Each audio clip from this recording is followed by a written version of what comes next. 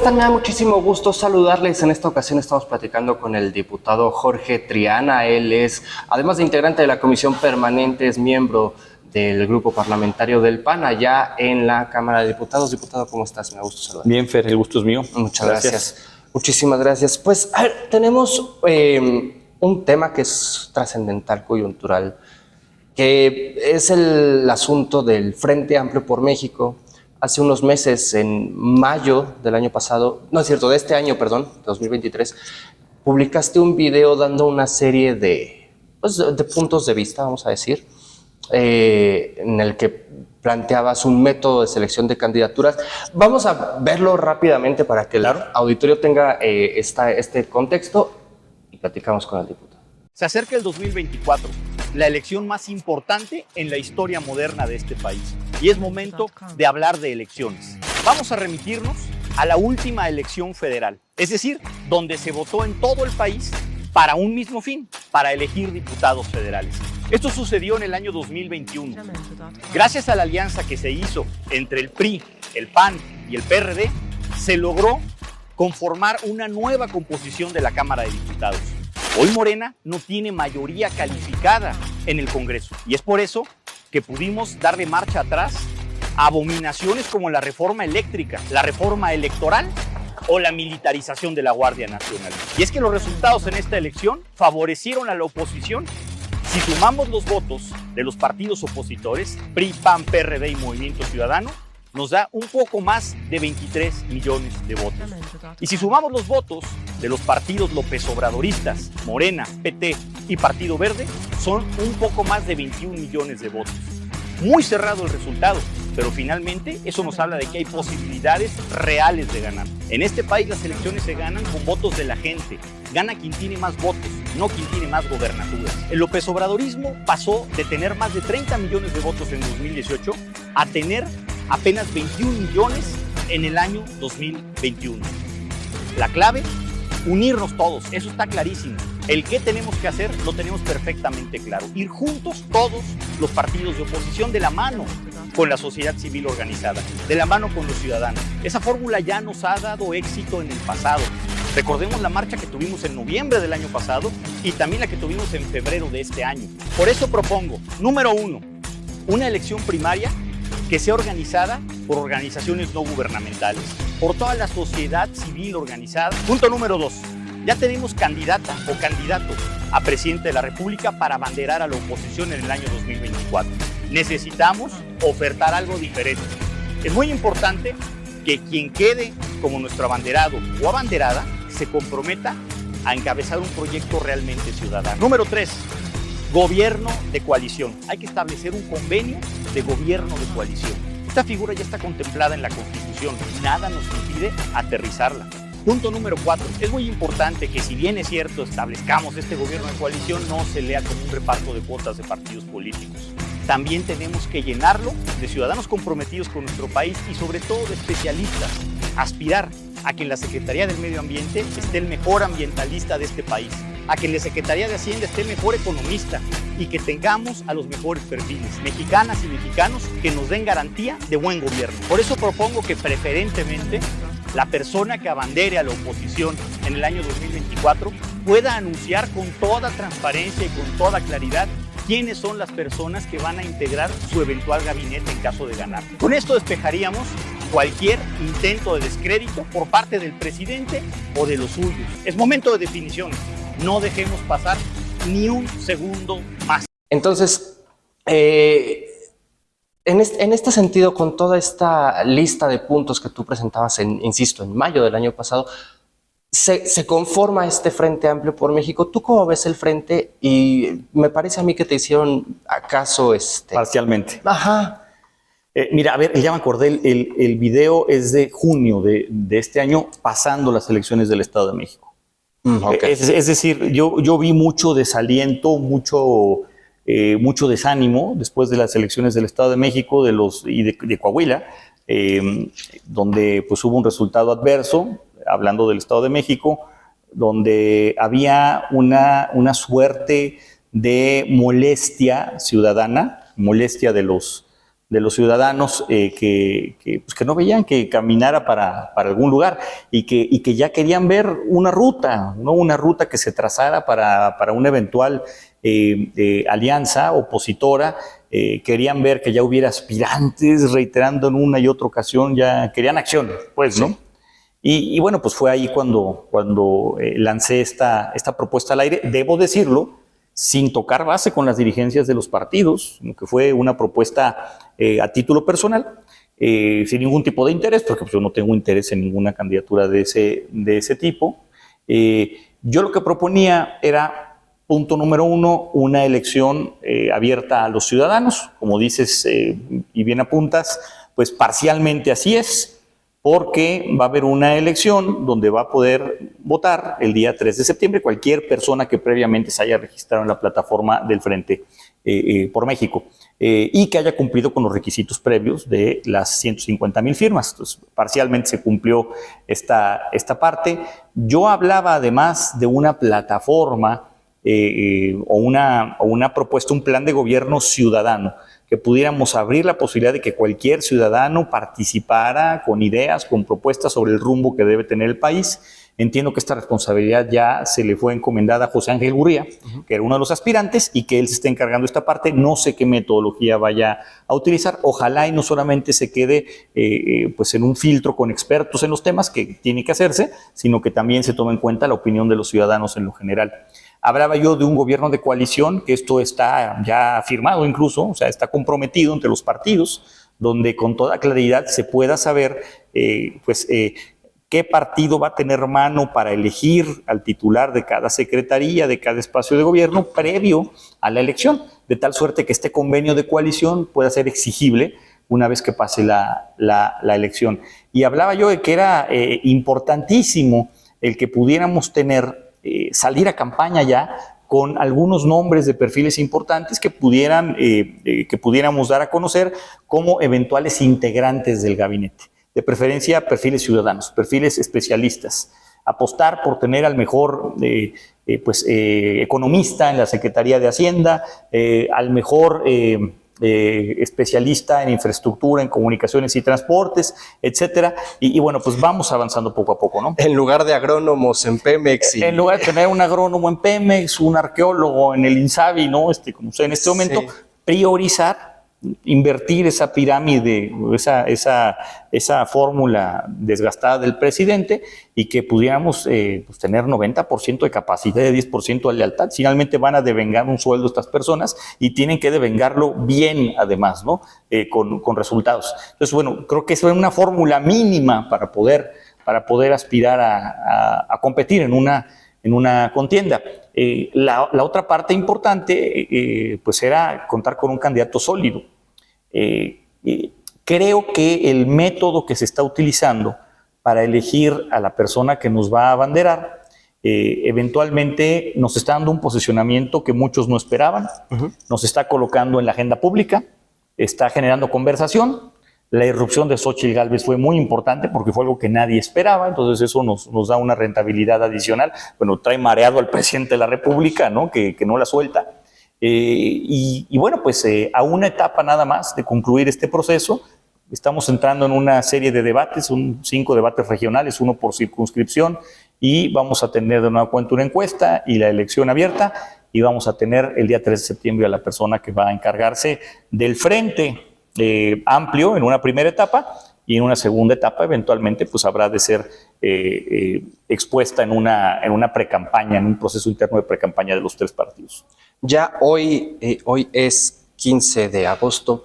Hoy hace un rato se da a conocer que Enrique de la Madrid queda fuera de este proceso. Nos quedan Xóchitl Gálvez, Beatriz Paredes y Santiago Krill. ¿Cómo ves estos perfiles? Con bases, por supuesto, en todo lo que ya habíamos venido platicando. Bueno, yo lamento mucho que haya quedado fuera Enrique, ¿no? Era una persona que aportaba muchísimo a la contienda, un perfil diferente completamente al de Xóchitl, al de Beatriz y al de Santiago. Creo que estos 4 nombres eran muy potentes, porque cada uno tiene características diferentes y enriquecían muchísimo al frente. Es una lástima que haya tenido que pues quedar fuera.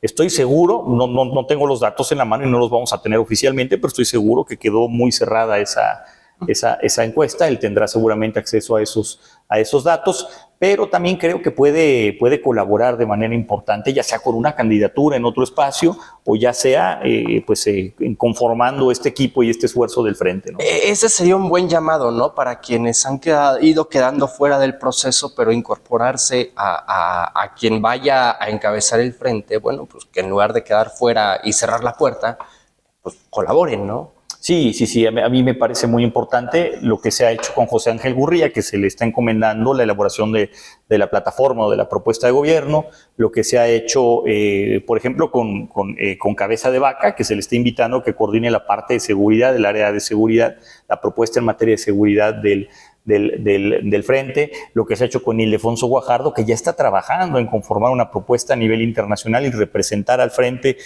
ante instancias internacionales. Esto es algo muy valioso y muy diferente a lo que se está haciendo en la tienda de enfrente, donde el presidente dijo con toda claridad, a ver, el que queda en primer lugar para coordinar los comités de defensa de la Cuarta Transformación de la Vida Pública de México, que es el nombre correcto del cargo inexistente que se está los no candidatos, digamos. Las corcholatas. La corcholata que queda en primer lugar va a ser candidata a la presidencia, pero quien quede en segundo lugar va a coordinar a los senadores o un espacio preferencial en el gabinete.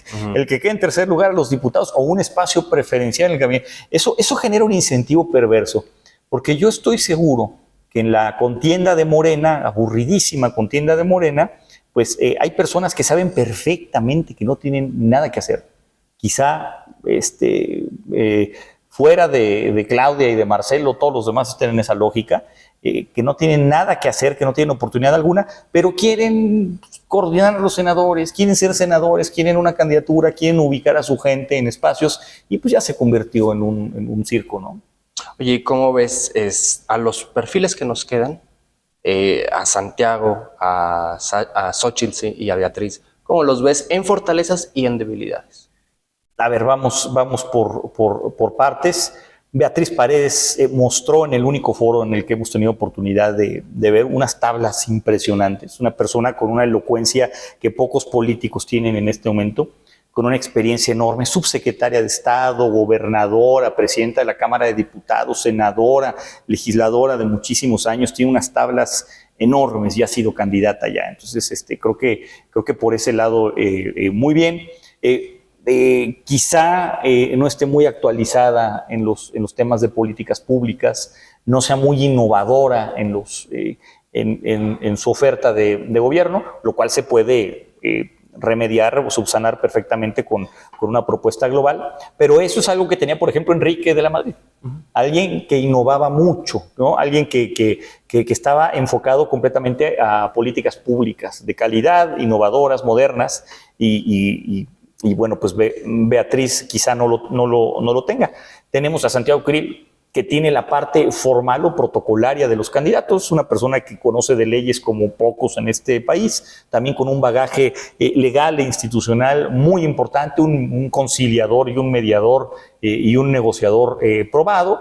Lo que muchos critican de Santiago es que quizá no tenga la energía para poder debatir, para poder hacer una serie de debates o de argumentaciones que tuvieran otros.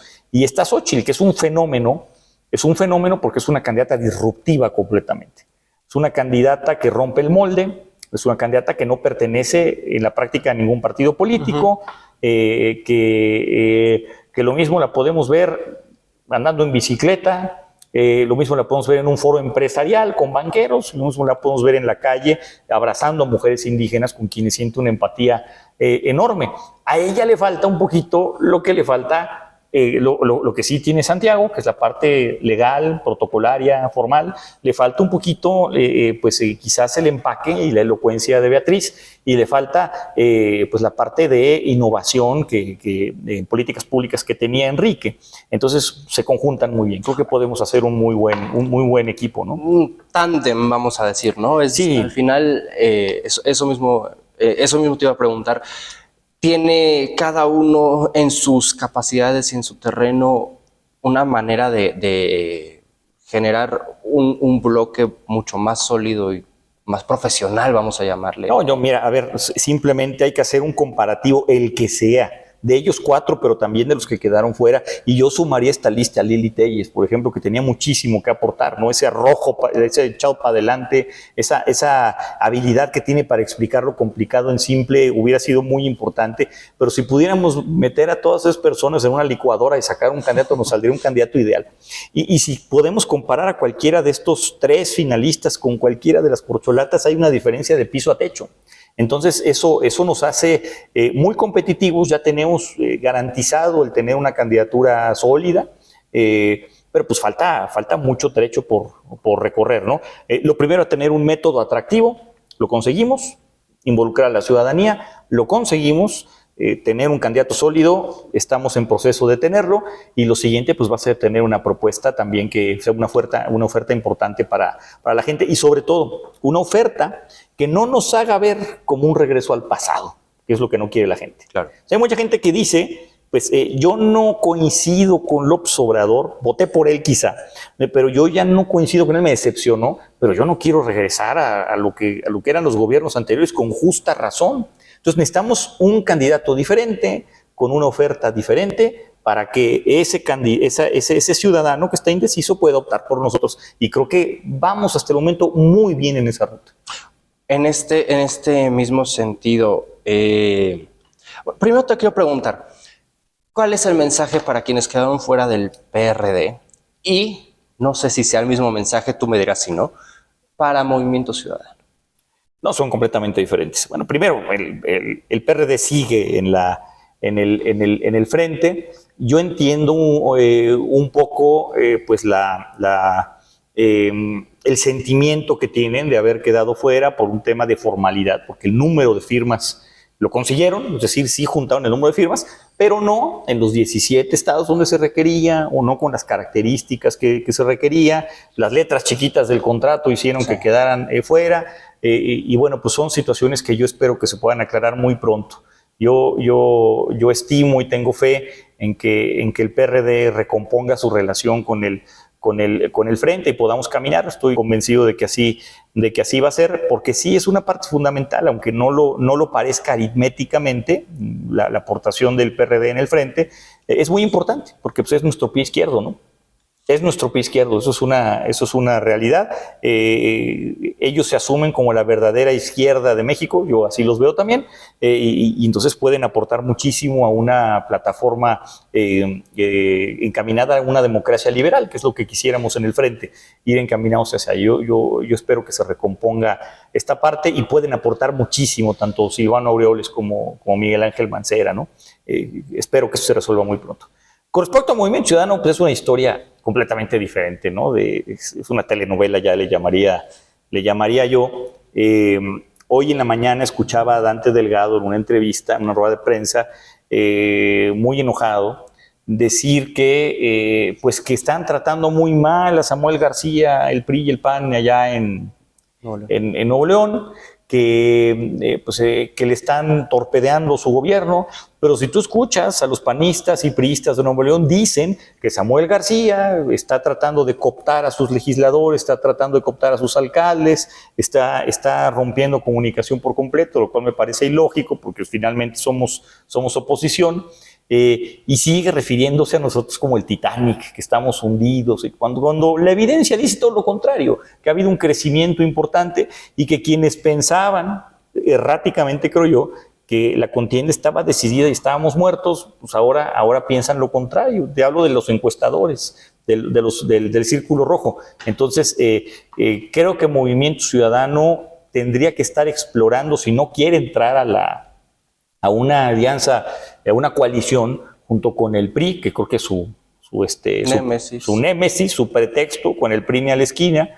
Si no quiere eso, yo creo que tendría que estar explorando alguna posibilidad legal, algún recoveco legal, para poder postular al candidato de la alianza sin entrar a la alianza. ¿A qué me refiero? ¿No? Hacer suyo al candidato, pero ellos por su lado tendrán sus candidatos a gobernadores, alcaldes, a diputados locales, federales, etcétera. Es decir, no se juntan con la chusma, ¿no? Sí. pero arropan a un candidato, ¿no? Justamente empezó ya a trascender, esto es Radio Pasillo propiamente, pero ya cada vez hay más ruido en ese sentido, en el que aseguran que Clemente Castañeda, Dante Delgado e incluso Álvarez Maínez están configurando algo que parecido a lo que comentas en caso de que quedara Xóchitl Gálvez.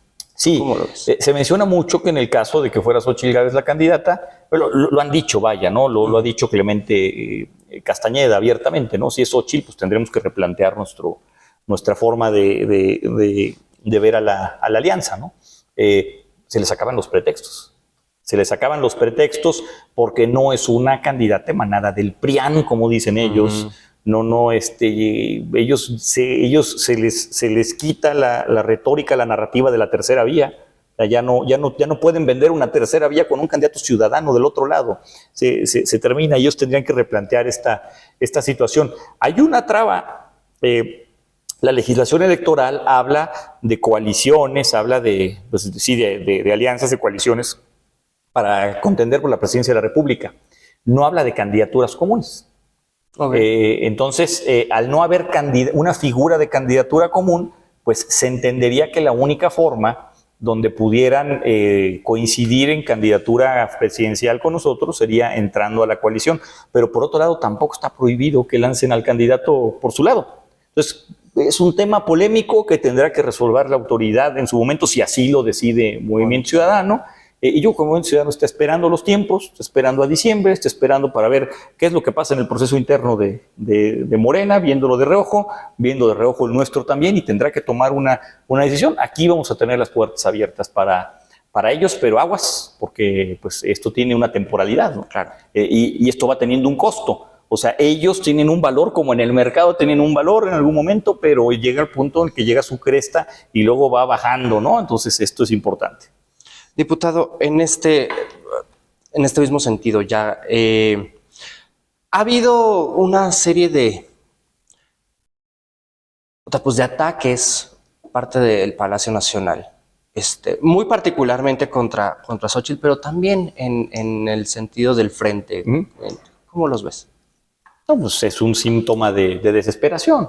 Es completamente ilógico el que digan por un lado que la elección está definida, que estamos moralmente derrotados, que no tenemos nada que hacer, las burlas, las risas, etcétera, y por otro lado el estrés evidente del presidente desaforado tratando de descalificar a como dé lugar, sobre todo a Xóchitl Gálvez, tratando de demostrarle a sus seguidores, porque esto va dirigido a su propia clientela, tratando de demostrarles que no es indígena, que no tiene un origen humilde, que no es un caso de éxito, que no es una persona honesta, que no es todo encaminado a que no llegue fortalecida, si es que queda como candidata a una contienda electoral. Esto es un síntoma que a nosotros nos motiva mucho, ¿no? El que esté todos los días arremetiendo en contra, no solo de Xóchitl, ha dicho unas cosas de Santiago Krill tremendas, a Enrique Lamadrid le tocó ayer o antier, me parece, ¿no? Cuando lo comentó, que burlándose del expresidente Lamadrid, que en paz descanse, ¿no? Vinculándolo con su hijo, etcétera. Creo que hay mucha desesperación. Y creo que la desesperación empezó desde el día en que dimos a conocer nuestro método de selección. O sea, día a día no ha habido uno solo donde nos haya dejado en paz. Y que bueno, más que esto lo que nos advierte es que la contienda, independientemente de quién será nuestra candidata o candidato, no va a ser contra Marcelo Ebrard, no va a ser contra Claudia Sheinbaum o contra Adán Augusto. La contienda electoral va a ser contra López Obrador y su injerencia ilegal en el proceso electoral. Por otro lado, amigo, ¿cómo ves la comisión permanente? Aquí entre nos. Mira, yo he estado en otras comisiones permanentes, ¿no? Bueno, me he divertido mucho, no te lo voy a negar, porque otras comisiones permanentes son sumamente aburridas y no generan agenda pública, no generan no son noticiosas, no tienen que ver con la agenda. Creo que aquí prácticamente toda la agenda nacional ha pasado por aquí. Si tú ha pasado muy rápido además el tiempo, ¿no? Sí. Si tú te fijas, aquí en la comisión permanente hemos hablado de Norma Piña y los ataques al Poder Judicial, hemos hablado de las elecciones en Coahuila y en el Estado de México, con sus secuelas, aquel supuestamente mensaje de WhatsApp que sacó Armenta donde era amenazado violentamente por la ministra Norma Piña. Ya hablamos de los libros de texto gratuitos, ya hablamos del superpeso, es decir, todo ha pasado por aquí. Sí ha sido una caja de resonancia de la agenda y eso hay que celebrarlo. Pero lo que yo lamento mucho es el nivel que se está mostrando, un nivel que empieza en el piso y termina más abajo del piso. He tenido oportunidad de ser diputado federal en 3 ocasiones y nunca me había tocado ver un nivel tan bajo como el que estoy viendo en la Cámara de Diputados, pero no es diferente aquí en la comisión permanente, ¿no? No se va al fondo de los asuntos, simplemente es diatriba política, y como se acercan el momento de repartir candidaturas, se convierte en un torneo de abyecciones, de lambiscones, para ver quién llama más la atención de Palacio Nacional y diga, mira, ese grita muy fuerte y me defiende mucho, hay que darle una reelección, una candidatura, y pues ahí está, ¿no? O sea, puedo dar el nombre de varios compañeritos míos de Morena que solamente vienen a eso, solamente vienen a gritar fuerte y a ver si en una de esas uno de sus gritos pega y lo escucha Andrés Manuel y es misericordia y le avienta una chuleta, un hueso, un retazo con hueso para que sea candidato, ¿no? Es que de verdad. Tristísimo. Sí, claro. A ver, yo no quiero personificar nada. Si tú quieres dar nombres, pues mira, adelante. Pero sí hay casos muy lamentables de invenciones, de menciones, de mentadas. ¿Esto qué nos dice de la política mexicana y más en particular del poder legislativo del país? Mira, te comentaba que yo he tenido oportunidad de ser diputado federal en 3 ocasiones. Yo fui diputado federal cuando había un gobierno federal panista. Fui diputado federal cuando había un gobierno federal priista. Y ahora me está tocando con un gobierno federal, no quiero decir morenista, López Obradorista. Y, por ejemplo, mi experiencia siendo oposición al PRI, ¿no? Yo era un férreo opositor al gobierno de Enrique Peña Nieto, o sea, pero férreo, ¿no? Vaya, yo nunca coincidí nada con el PRI. Es más, coincidía más con Morena que con el PRI en aquel entonces, ¿no? Y hay una cosa que yo le reconozco a los priistas. Se podía trabajar con ellos, ¿no? Yo era presidente de una comisión, tenía un secretario priista de la comisión, nos sentábamos, nos poníamos de acuerdo, sacábamos el orden del día, sacábamos dictámenes de consenso, se platicaba lo que se podía sacar adelante, lo que no, sin problema, nos dábamos la mano y nos íbamos, nos encontrábamos en los pasillos, nos saludábamos, ¿no? Sin ningún problema. Ahorita no puedes dialogar, es un diálogo de sordos el que tienes con Morena, un diálogo de sordos. Tienen la consigna de batear todo lo que venga de la oposición, ni siquiera escucharlo, ni siquiera leerlo, y aunque lo leyeran, quizás no lo entenderían, pero lo batean de saque y después investigan. Y lo poco que ha salido de la agenda de los partidos de oposición han sido reformas muy menores, a leyes muy menores que realmente no tienen mucho impacto y que les convienen a ellos también dentro de su agenda. Es muy triste, muy lamentable el nivel que estamos viendo, de gritos, de diatriba, de insultos, que además se vuelve circular esto, ¿no? Se vuelve de ida y vuelta, porque pues si te están mentando la madre, pues aquí también tenemos seres humanos de este lado. O sea, no puedes poner la otra mejilla eternamente, y se convierte en una arena de box, en un campo de batalla que no merece este país. Se vuelve muy triste. Justamente hace rato los dejaron plantados en la segunda comisión de la permanente para platicar de los libros de texto gratuitos. Esto es algo que ha sido una constante en esta permanente. Ya llevamos varias sesiones donde vamos a tratar temas importantes. Por ejemplo, yo recuerdo que teníamos que tratar la solicitud de comparecencia de Hugo López-Gatell sobre la cancelación de las normas oficiales mexicanas en materia de salud. Y justo cuando ya íbamos a tratar el punto de acuerdo, levanta la mano un senador de Morena, pide rectificación de quórum en el Pleno, se empieza a pasar lista y ellos se salen. O sea, de simplemente, oiga, quiero que se pase lista, pero yo no paso lista. Entonces, se revienta la sesión justo cuando se va a tocar el punto importante. Llevamos 3 sesiones seguidas, ¿no? Hilamos 3 sesiones seguidas con esta circunstancia. Yo agradezco que en la sesión, por ejemplo, del día de hoy no pasara eso, pero teníamos una sesión de comisión de trabajo importante donde íbamos a tratar una solicitud para que compareciera la secretaria de Educación a propósito de los libros de texto gratuitos y pues simplemente decidieron no acudir, ¿no? Hacer oídos sordos al llamado, dejarnos plantados, no acudir a su responsabilidad, que es el trabajar pues, en estas sesiones de trabajo y bueno, pues todo para que no se sepa lo que está sucediendo alrededor de estos libros de texto.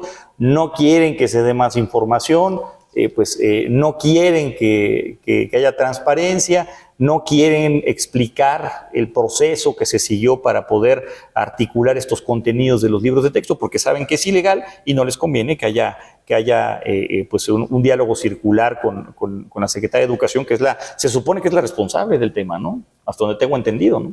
Sí. Al final del día, bueno, nos quedan 2 sesiones de la comisión permanente. ¿Se ve algo como que vaya a salir algo, un producto legislativo ya realizado de esta permanente? Mira, la permanente no dictamina iniciativas. Oh, claro. Por ejemplo, la permanente dictamina puntos de acuerdo, dictamina exhortos, dictamina nombramientos, ¿no? Algunos, ¿no? Los nombramientos, por ejemplo, del personal consular mexicano. No hemos tenido algo importante. Otro tema que se nos escapó y que viene aquí a colación, pues es el tema del INAI. Claro. Creo que una de las misiones que teníamos cuando empezó la permanente era enderezar el camino de los nombramientos, convocar un periodo extraordinario para que se pudiera procesar los nombramientos de los comisionados del INAI. Esto ya no sucedió, es un gran pendiente que tenemos. Morena en 2 ocasiones lo votó en contra en el Pleno. Es más, en un arranque de esquizofrenia y de bipolaridad de antología, votaron en comisiones a favor de llamar al periodo extraordinario y luego llegaron al Pleno a votar en contra. Es una locura espantosa. Entonces, pues no, han bloqueado a toda costa los nombramientos del INAI, han cuidado a sus funcionarios públicos para que no sean llamados a comparecer. Se ha convertido la permanente en un campo de batalla para el debate político. Está bien, para eso está, qué bueno que lo haya. Insisto, hemos jalado la agenda pública para acá, pero tenemos una deuda pendiente enorme, la vamos a dejar. Me atrevo a decir esto, una deuda enorme porque no pudimos sacar los temas torales, ¿no? Como este del INAI. En fin, diputado, ¿algo que tú quieras destacar? Bueno, pues nada, pues vamos a estar pendientes qué es lo que pasa ya en estos últimos 2 periodos legislativos, tanto en Senado como en Cámara de Diputados. Muchos piensan que se va a tratar ya de periodos completamente enfocados a la parte electoral, quizá muy contaminados por eso, pero yo creo que el presidente antes de irse nos va a sembrar varias minas de fragmentación que vamos a tener que atender. Sí se ve que va a querer meter algunas ratoneras, vamos a llamarle. Mira, de entrada ya las tiene puestas, o sea, presentó una iniciativa, la famosa cláusula exorbitante, una reforma administrativa gravísima que ahí está presentada y que no se ha dictaminado. Están las reformas constitucionales que tienen que ver con el asunto del 33, de que los extranjeros puedan externar sus opiniones.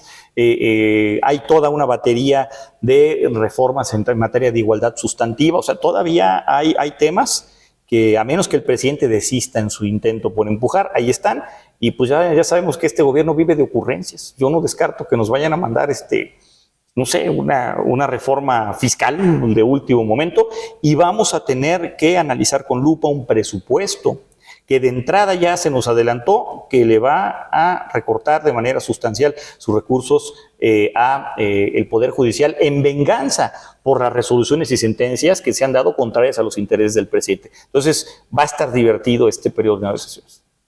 En fin, diputado, te agradezco muchísimo. Gracias a ti. Y yo les agradezco, por supuesto, también a ustedes que me hayan permitido acompañarles a través de este espacio. Yo soy Fernando Moctezuma y, por supuesto, nos estaremos viendo muy pronto.